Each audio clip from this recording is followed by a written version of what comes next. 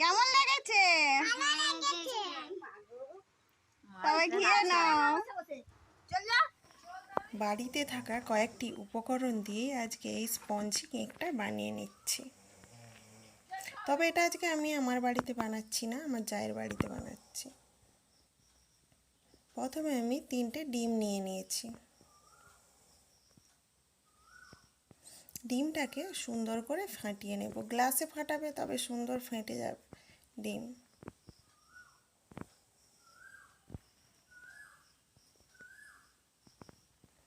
তারপর আমি শুকনো উপকরণগুলো দিয়ে নিচ্ছি। 3 কাপ মতো আমি সুজি দিচ্ছি। সুজিটা গ্রাইন্ডারে একবার ঘুরিয়ে নিয়েছি। এরপর দিয়ে দিচ্ছি তার অর্ধেক ময়দা, 1.5 কাপ। তারপরে দিচ্ছি চিনি, 3 কাপ। চিনি গ্রাইন্ডারে গুঁড়িয়ে নেওয়া। এবার ভালো করে মিশিয়ে চালিয়ে নিচ্ছি। আর এদিকে আমার যা ততক্ষণ ডিমটা ফেটিয়ে নিচ্ছিল।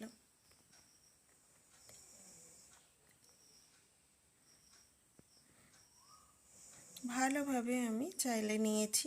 এইবার এর মধ্যে দিয়ে দিচ্ছি আমি 1.5 চামচ মতো বেকিং পাউডার। এইবারে দিয়ে নিচ্ছি বেকিং সোডা, 1 চামচের 4 ভাগের 1 ভাগ। এইবার দিচ্ছি লবণ পরিমাণ মতো, এবং আমি এখানে 3টে গুঁড়ো দুধের প্যাকেট ব্যবহার করেছি 10 টাকার করে।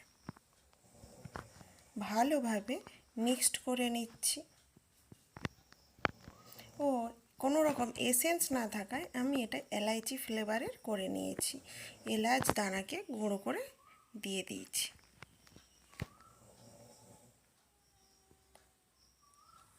ডিমটা প্রায় ফেটানো হয়ে গেছে।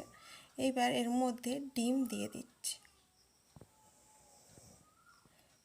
ডিম দিয়ে ভালোভাবে মিক্সড করে নেব।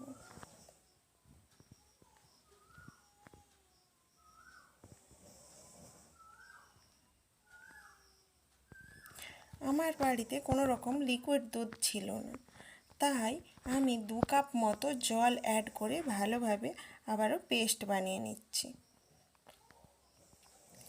জলটা তোমরা নর্মাল টেম্পারেচারের জল ব্যবহার করবে ও কম কম করে দিয়ে এটাকে ফেটিয়ে নেবে। এইভাবে ফেটানো হয়ে গেছে। এইবার এর মধ্যে 1 কাপ তেল অ্যাড করছি। এটা আমি সাধারণ রিফাইন্ড অয়েল নিয়েছি। তোমরা এই জায়গায় বাটারও ব্যবহার করতে পারো।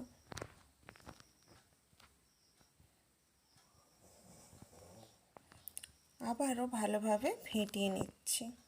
আমি একই ডিরেকশানে ফেটে নিচ্ছি, নয়তো লাম্পস ভালো হবে না। হয়ে গেছে। এইবার আমি কুকার গরম করে নিয়েছি।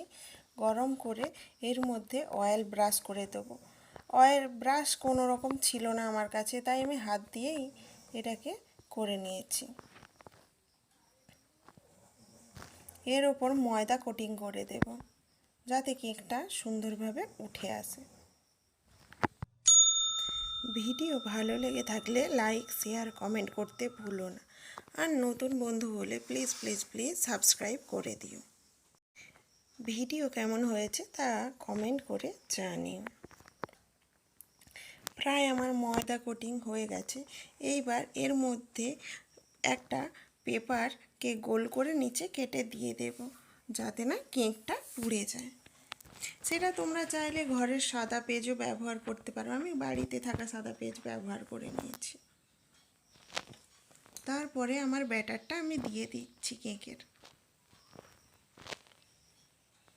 দিয়ে ভালোভাবে ট্যাপ ট্যাপ করে নিতে হবে, নয়তো ভেতরে এয়ার বাবলস অর্থাৎ বাতাস রয়ে যায়। এইবার কুকারের সিটি ও গার্ডার খুলে নিয়ে 30 মিনিটের জন্যে মিডিয়াম টু লো ফ্লেমে কেক রেডি।